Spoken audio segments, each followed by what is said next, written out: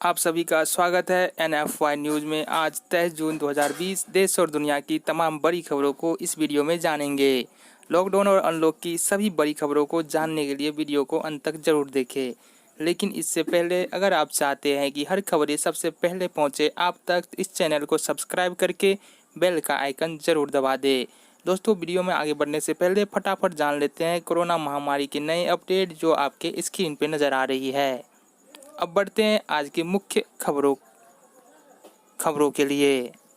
23 जून 2020 NFY news की मुख्य खबरें। 30 जून तक कराए सरकार की इस स्कीम में रजिस्ट्रेशन, मिलेंगे 4000 रुपये। नेपाल बढ़ा रहा है मुसीबत, बिहार में बढ़ेगा बाढ़ का खतरा। अगली बड़ी खबर में भारत चीन विवाद का असर दिख रहा व्यवसाय पर, चीनी प्रोजेक्ट और चीनी सामानों से दूरी। जानेंगे पूरी खबर को। पूरी खबर के लिए वीडियो को अंत तक देखें। अगली बड़ी खबर में बात करेंगे आइसक्रीम और सॉफ्ट ड्रिंक की बिक्री में गिरावट के कारण बेहाल हुआ चीनी उद्योग। अगली बड़ी खबर में बात करेंगे सुशांत सिंह राजपूत के मौत पर CBI जांच जरूरी, बोले मनोज तिवारी। जानेंगे पूरी खबर, वीडियो को अंत तक देखते रहे। अगली बड़ी खबर में बात करेंगे सुप्रीम कोर्ट ने बदला अपना फैसला, अब शर्तों के साथ होगा जगन्नाथपुरी यात्रा। अगली बड़ी खबर में बात करेंगे मैं फिर जन्म लूंगा सुशांत सिंह राजपूत। क्या है पूरी खबर, जानेंगे विस्तार से, वीडियो को अंत तक देखें। अगली बड़ी खबर बात करेंगे दिल्ली सरकार ने जारी किए आइसोलेशन और क्वारंटाइन संबंधी नए नियम। पर अगली बड़ी खबर में बात करेंगे अब इस विधि से होगा कोरोना रोगी का इलाज,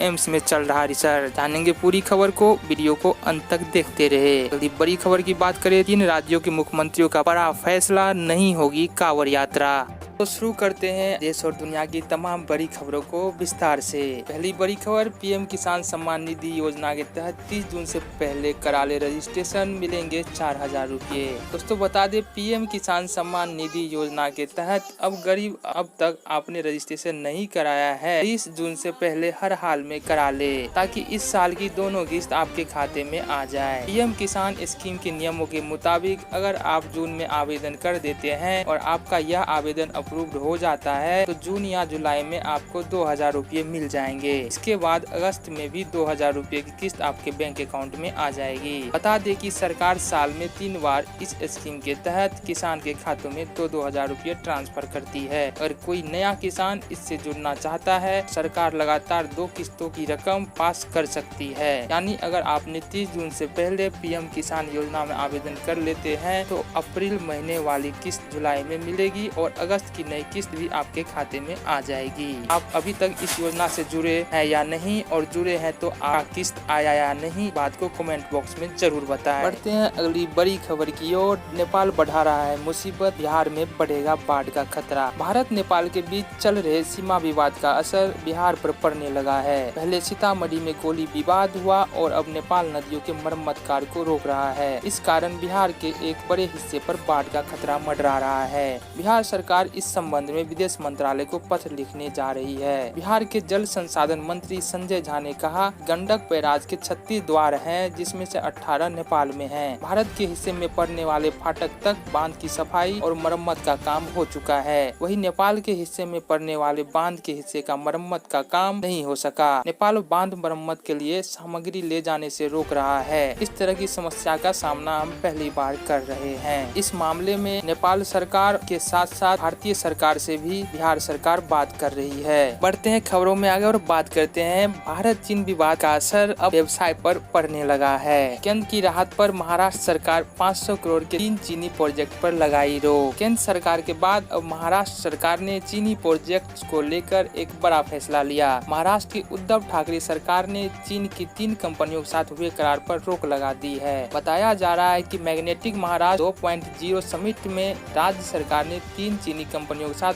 5000 करोड़ के निवेश के प्रोजेक्ट पर साइन किए थे। महाराष्ट्र के उद्योग मंत्री सुभाष देसाई ने कहा, हमने यह फैसला केंद्र सरकार के परामर्श से लिया है। उन्होंने बताया कि भारत चीन सीमा पर 20 भारतीय सैनिकों की हत्या से पहले इन समझौतों पर हस्ताक्षर किए गए थे। उन्होंने बताया कि विदेश मंत्रालय ने चीनी कंपनियों के साथ किसी भी अन्य समझौते पर हस्ताक्षर न करने की राज्य सरकार को सलाह दी है। वहीं बात करें तो भारत चीन तनाव का असर अब मोबाइल फोनों के बिक्री पे भी देखने को नजर आ रहा है। राजधानी के पत्रकारपुरम में चीनी फोन ओप्पो का एक शोरूम है, जिसमें पिछले 5 दिन में एक भी फोन नहीं बिका है। इस बढ़ते संकट में मोबाइल फोन कारोबारियों ने चीन का मोबाइल मंगाना बंद कर दिया है। लखनऊ का बाजार 70% से अधिक चीनी फोन से पटा हुआ है। अब कारोबारी अमेरिका, दक्षिण कोरिया, ताइवान और फिनलैंड से कारोबार बढ़ाने पर जोर दे रहे हैं। बढ़ते अगली बड़ी खबर की ओर और बात करते हैं। आइसक्रीम और सॉफ्ट ड्रिंक की बिक्री में गिरावट के कारण बेहाल हुआ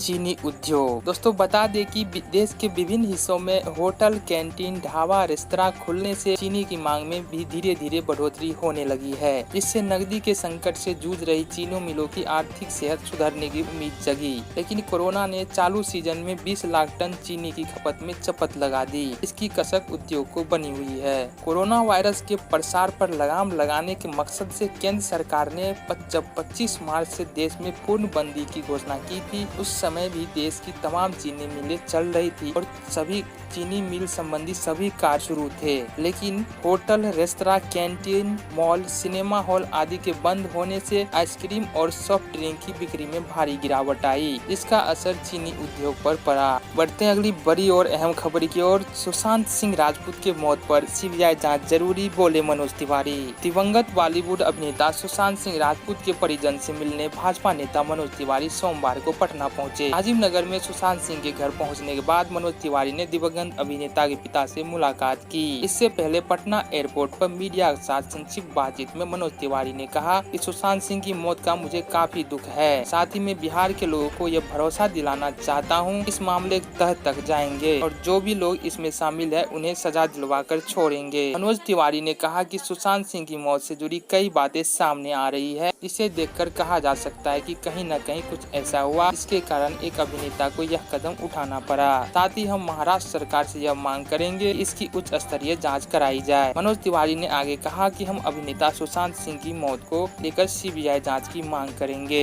आप इस पूरी खबर के बारे में क्या सोचते हैं? क्या सीबीआई जांच होनी चाहिए या नहीं? नीचे कमेंट बॉक्स में जरूर लिख करके बताएं। बढ़ते अगली बड़ी और अहम खबर की ओर। अब सुप्रीम कोर्ट ने बदला अपना फैसला, अब शर्तों के साथ जगन्नाथपुरी यात्रा। तो बता दें कि सुप्रीम कोर्ट ने पुरी में भगवान जगन्नाथ की रथ यात्रा निकालने की अनुमति दे दी है। सुप्रीम कोर्ट ने कहा कि स्वास्थ्य मुद्दों के साथ बिना समझौता किए और मंदिर समिति, राज्य और केंद्र सरकार के समन्वय के साथ रथ यात्रा आयोजित की जाएगी। बता दें कि इससे पहले सुप्रीम कोर्ट ने 18 जून को हुई सुनवाई में पुरी में 23 जून को होने वाली रथ यात्रा को कोरोना महामारी के कारण रोक लगा दी थी।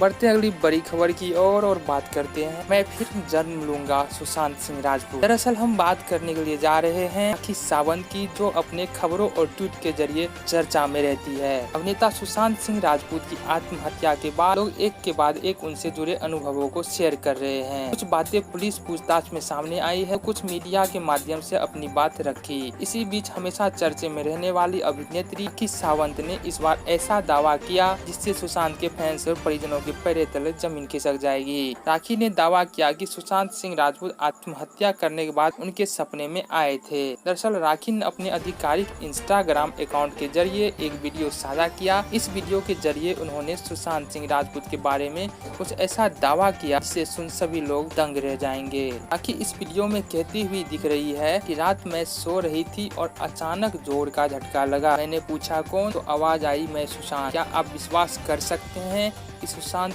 मेरे सपने में आए और कहा कि मैं फिर से जन्म ले रहा हूँ। पढ़ते अगली बड़ी खबर की ओर और बात करते हैं। दिल्ली सरकार ने जारी किए आइसोलेशन और होम क्वारंटाइन संबंधी नए नियम। राजधानी में बढ़ते कोरोना संक्रमण के बीच दिल्ली सरकार ने कोरोना मरीजों के लिए नए दिशा निर्देश जारी किए हैं। इसके अनुसार ऐसे मरीज जिनकी कोरोना रिपोर्ट पॉजिटिव आती है उन्हें अब क्लिनिकल जाँच के लिए कोविड केयर सेंटर भेजा जाएगा। मेडिकल जाँच में मरीज की हालत और लक्षणों की गंभीरता को देखते हुए आगे का निर्णय लिया जाएगा। इसके बाद मरीज को होम आइसोलेशन में रखने के लिए पर्याप्त सुविधा की जांच की जाएगी। अगर मरीज की हालत बहुत गंभीर नहीं है, उनमें संक्रमण के लक्षण कम है, अस्पताल में भर्ती करने की आवश्यकता नहीं है और उनके घर में होम आइसोलेशन की व्यवस्था है, तो आगे मरीज की इच्छा पर निर्भर करेगा कि वो घर में आइसोलेट रहेंगे या कोरोना सेंटर में। इनके अलावा जिन मरीजों में अधिक लक्षण दिख रहे हैं या उनकी हालत गंभीर है या उनके घर में होम आइसोलेशन की व्यवस्था नहीं है, उन्हें स्वास्थ्य एवं परिवार कल्याण मंत्रालय के दिशा निर्देश के अनुसार कोविड केयर सेंटर में ही रहना होगा। वहीं ऐसे मरीज जो होम आइसोलेशन में रहेंगे उन्हें स्वास्थ्य एवं परिवार कल्याण मंत्रालय के दिशा निर्देशों का अनिवार्य रूप से पालन करना होगा। इसके साथ ही उन्हें संबंधित स्वास्थ्य कर्मियों से भी परस्पर संपर्क में रहना होगा, ताकि अगर उनकी हालत बिगड़ती है तो उन्हें तत्काल कोविड अस्पताल में भर्ती कराया जा सके। बढ़ते हैं खबरों में आगे और बात करते हैं अब इस विधि से होगा कोरोना रोगी का इलाज। एम्स में चल रहा रिसर्च। अखिल भारतीय आयुर्विज्ञान संस्थान ने रेडिएशन थेरेपी के जरिए कोरोना मरीज में निमोनिया के प्रभाव को कम करने के लिए एक शोध शुरू किया। इससे कोरोना मरीजों के इलाज में मदद मिलेगी। एम्स के रेडिएशन एनकोलॉजी डिपार्टमेंट के हेड और इस रिसर्च प्रोजेक्ट के principal investigator doctor DN Sharma ने बताया कि शनिवार को ऑक्सीजन सपोर्ट पर रखे गए 2 कोरोना मरीज को रेडिएशन थेरेपी दी गई थी। डॉक्टर शर्मा ने बताया कि इन दोनों कोरोना मरीजों की उम्र 50 वर्ष से अधिक है। इन कोरोना मरीजों को पहले ऑक्सीजन सपोर्ट दिया जा रहा था, लेकिन अब ऑक्सीजन सपोर्ट हटा लिया गया है। उन्होंने बताया कि आमतौर पर कैंसर के इलाज के लिए रेडिएशन थेरेपी की हाई डोज दी जाती है, लेकिन इस कोरोना मरीज को लो डोज रेडिएशन थेरेपी दी गई। डॉक्टर शर्मा ने बताया कि इन कोरोना मरीज पर रेडिएशन थेरेपी का कोई नकारात्मक प्रभाव नहीं हुआ। डॉक्टर शर्मा के मुताबिक जब एंटीबायोटिक नहीं उपलब्ध तब 1940 के दशक तक निमोनिया के इलाज में रेडिएशन थेरेपी का ही इस्तेमाल किया जाता था। बढ़ते हैं खबरों में आगे और बात करते 3 राज्यों के मुख्यमंत्रियों का बड़ा फैसला, नहीं होगी कांवड़ यात्रा। दोस्तों, देश में कोरोना के मरीजों की संख्या लगातार बढ़ रही है। कोरोना की स्थिति को देखते हुए फिलहाल कांवड़ यात्रा भी स्थगित कर दी गई है। यह फैसला उत्तर प्रदेश के मुख्यमंत्री योगी आदित्यनाथ ने लिया। योगी आदित्यनाथ ने हरियाणा के CM मनोहर लाल खट्टर और उत्तराखंड के CM त्रिवेंद्र सिंह रावत के साथ वीडियो कॉन्फ्रेंसिंग पर बात की थी। तीनों राज्यों के मुख्यमंत्रियों ने संयुक्त मीटिंग में फिलहाल कांवड़ यात्रा स्थगित करने का निर्णय लिया। ऐसे में इस साल कांवड़ यात्रा नहीं होगी। धार्मिक गुरुओं और कांवड़ संस्थाओं ने भी कांवड़ यात्रा नहीं करने के बारे में कहा था। अब ये निर्णय ले लिया गया है। आज देश और दुनिया की तमाम बड़ी खबरों में इतना ही। मिलते हैं आपसे अगले वीडियो में, तब तक के लिए खुश रहिए, मुस्कुराते रहिए। जय हिंद।